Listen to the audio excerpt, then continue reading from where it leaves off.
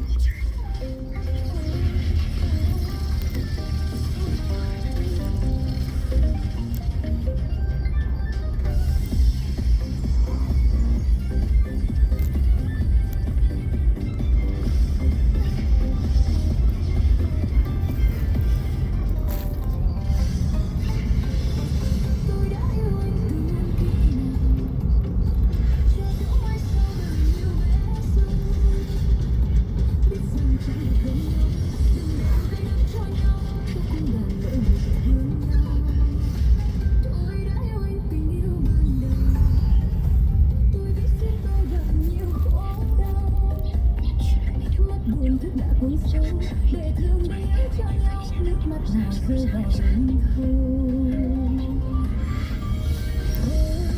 Xin anh đừng buồn, xin anh đừng buồn. Tình chỉ đẹp khi còn giang dở, đời mất vui. Nếu mình ngăn tụt cơ bộ vậy à, cơ bộ vậy mà học vậy lại mà long long long hồng mưa lên lẹ chân không thấy gì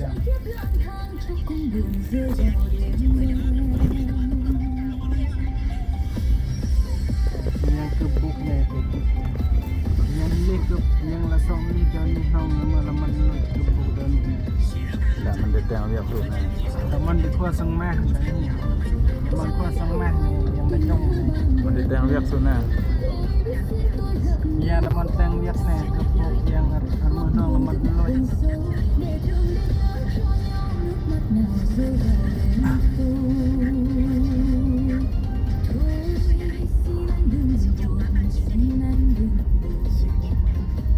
tình chỉ đẹp khi còn giang dở đời mất vui khi đã vẹn câu thơ. Tôi đã yêu anh tình yêu ban đầu, tôi biết xin tôi gặp nhiều khó cũng đành chấp nhận hợp tan bèo mây trong kiếp lang thang cho cung buồn rơi vào đêm đen. Cũng đành chấp nhận hợp tan bèo mây trong kiếp lang thang cho cung buồn rơi vào đêm đen.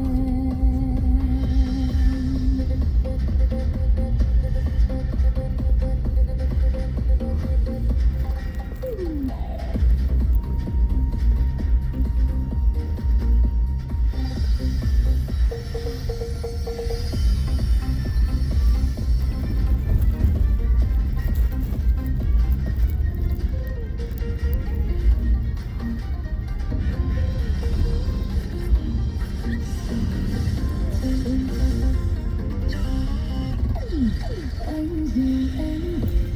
gửi về nhà em qua tiếng đã xanh xa con đường buồn hôn với đôi em sâu mưa nhạt mưa nhạt mưa đổ mưa anh vì em gửi về nhà em mưa lá trong cao những đồi buồn theo gió kêu ca mưa nhạt mưa nhòa mưa đổ mưa xa.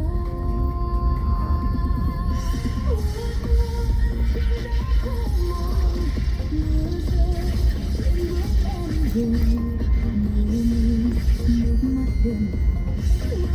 mất gót son rồi mưa ơi anh vì em gửi về nhà em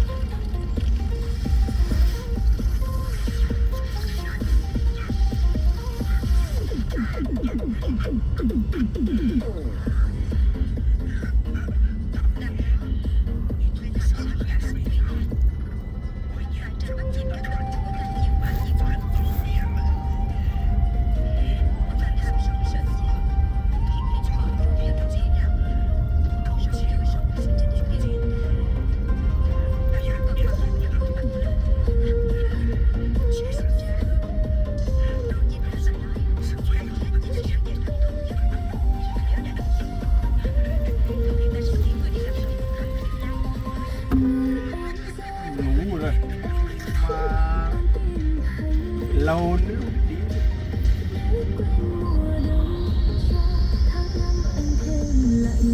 chán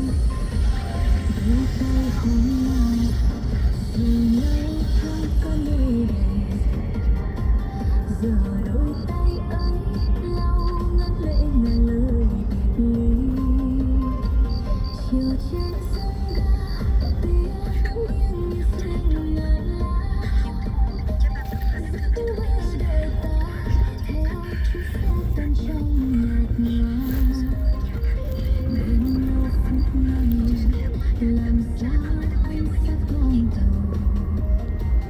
lệ em tuôn lối ai biết được lòng mình khổ đau tiếng còi vang để mang em về đó lòng anh đã tan theo con tàu xa khuất bóng anh lỡ rằng còn chiếm bao đường em đang đi em có nghe con chim đưa ý chắc con đường vui đang ngắm hoa đang quên hẹn thề cô đơn anh về đường xưa mưa rơi âm thầm từng đêm nỗi tiếc anh đã nghe hồn mình lạnh câm.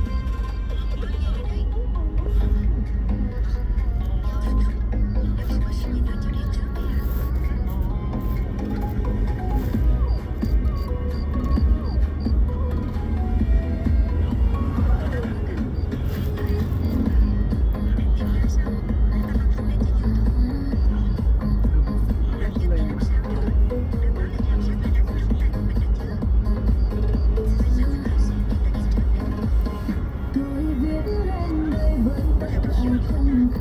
của lòng tôi trao anh ngày nào mới quen nhau vì chung hướng đời mình chót trao nhau nụ cười và tình yêu đó tôi đã mất trong tim dù bụi trời chẳng có làm nên kỷ niệm của hai chúng mình tôi không bao giờ quên anh cho đến hôm nay vẫn nhớ ngàn nào mình đang làm xa nhau còn đâu những bề này dìu tôi lối theo buồn kể nhau nghe chuyện đời tình mình này đường trần một khối tôi lạnh lùng ôm kỷ niệm của hai chúng mình ngỡ trong đêm thương tôi chia vơi niềm yêu thương cầm tay chưa nói hết bao nhiêu niềm thương của tuổi xuân vừa tròn xa nhau mấy người không buồn không nhớ